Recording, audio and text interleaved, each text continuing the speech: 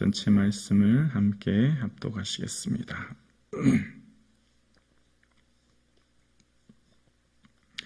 함께요.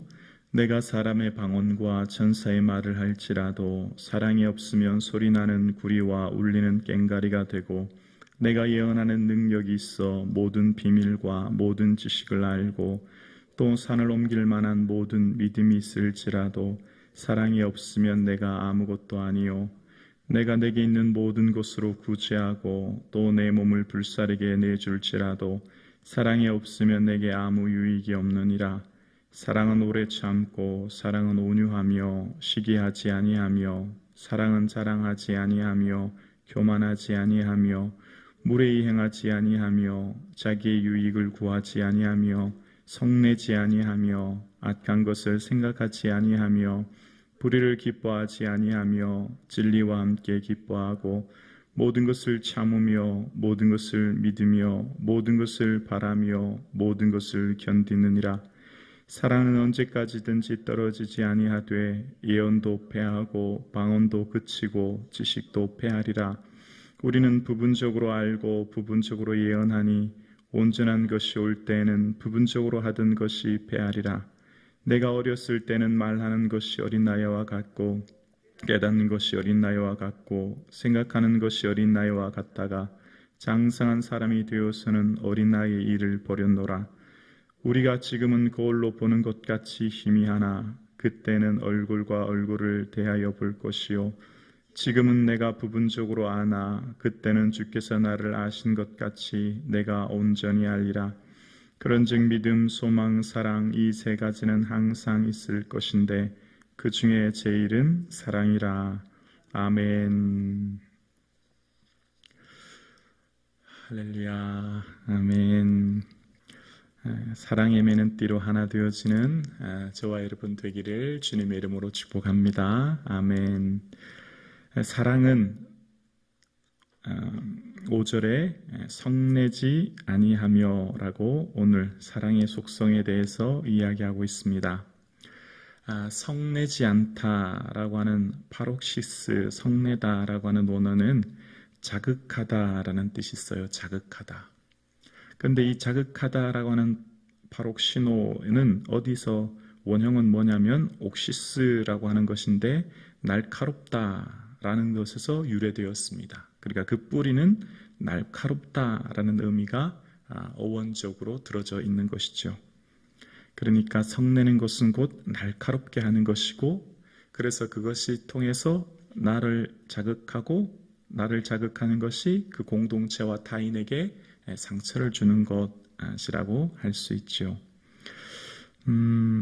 일반적으로 우리가 살아갈 때 성내는 것 무조건 다 나쁘다고는 할 수 없죠. 왜냐하면 성내는 것 속에서도 의로운 분노, 그러니까 하나님이 기뻐하시는 분노가 있고, 성내는 것을 통해서도 악한 분노, 개인의 어떤 유불리를 따라서 내는 화가 있기 때문입니다. 예를 들면 구약의 모세가 이스라엘 백성들이 모세가 이 40일 동안 금식하며 하나님 앞에 말씀을 받으러 십계명을 받고 이제 내려올 때 이스라엘 백성들이 금송아지 앞에서 막 자기들을 인도해낸 신이라고 하면서 춤추지 않습니까? 그때 모세는 화를 내면서 그 돌판을 깨뜨립니다. 출애굽기 32장 19절에 보면 분노하죠.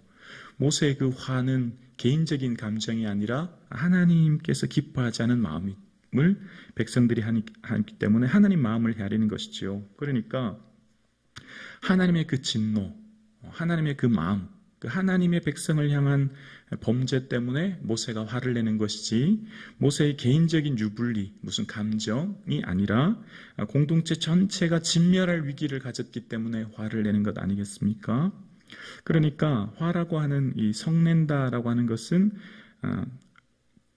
공동체의 불의와 죄악에 대해서 하나님의 의를 세우기 위한 건설적인 힘의 원천이 되는 의분도 있다는 것이죠. 마치 예수님께서 성전에서 노끈으로 양과 소 성전을 다 엎으시고 소와 비둘기 파는 사람들을 향해 화를 내셨던 것처럼 그 잘못에 대해서 침묵하는 것이 오히려 불이라고 할 수 있습니다. 시대와 사회를 향해 잘못에 의해 잘못된 것을 보고서도 침묵하는 것은 오히려 불의에 동조하는 것 아니겠습니까? 그러니까 하나님께서 시대와 사회를 보면서 말씀을 통해서 잘못에 대해서는 올바로 잘못되었다고 얘기하는 것도 그 공동체와 시대를 향해 아니오라고 할 수 있는 것, 오히려 그건 용기라고 할 수 있고 오히려 그것은 의분이라고 할 수 있는 것이지요.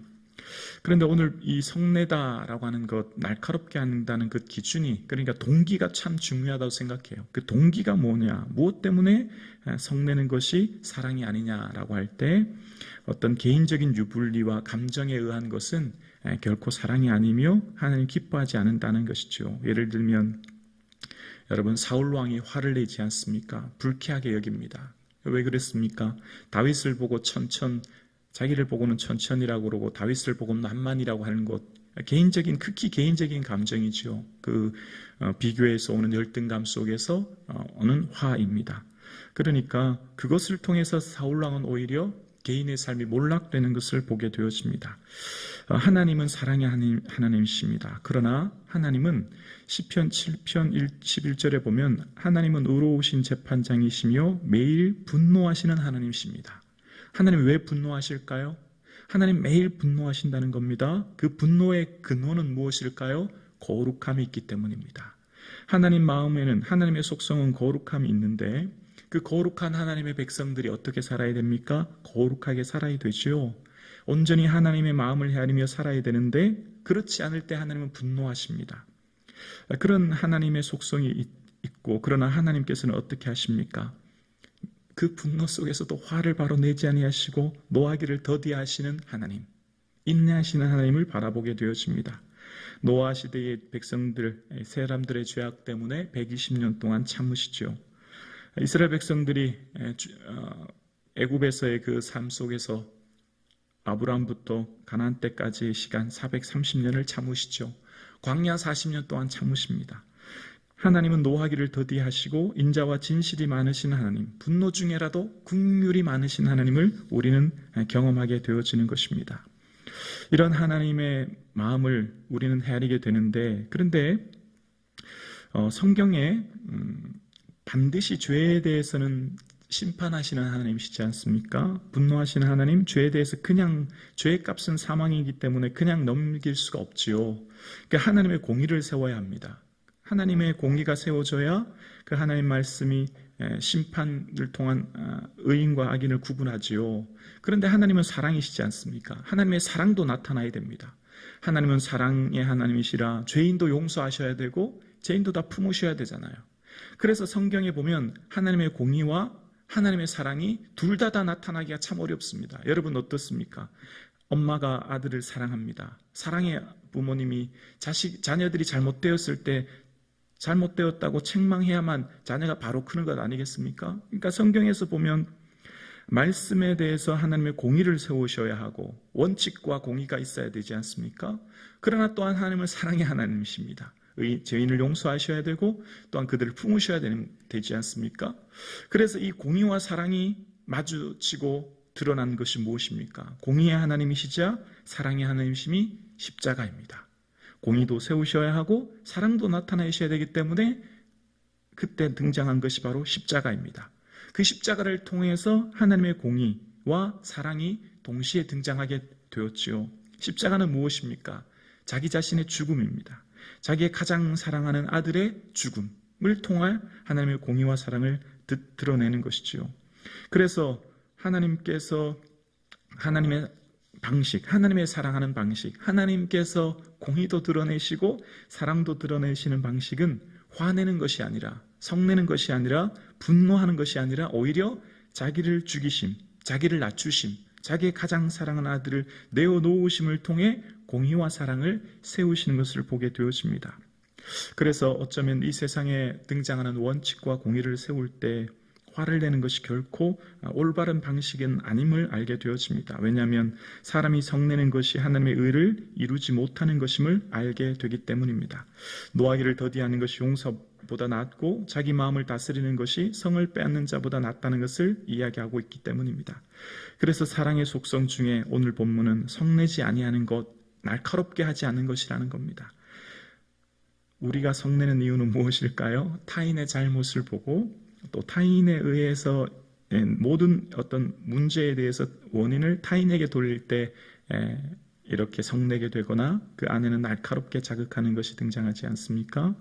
그래서 말씀을 통해서 깨닫는 것이 있습니다. 늘 내 자신을 복종케 하는 것, 그것이 온전히 사랑의 삶이 된다는 것이죠. 하나님의 공의와 사랑을 세우시는 하나님의 방식은 십자가이셨듯이 세상에 대한 공의와 사랑을 나타내는 방식은 온전히 내 자신이 낮아지고 주님 앞에 엎드리는 것밖에 없음을 알게 되어집니다. 사랑은 성내지 아니하는 것이라고 이야기합니다. 오늘 함께 예배드리시는 사랑하는 성도님, 말씀을 늘 묵상하시면서 예수님 닮아가시는 이 하루 되기를 주님의 이름으로 축복합니다. 기도드리겠습니다.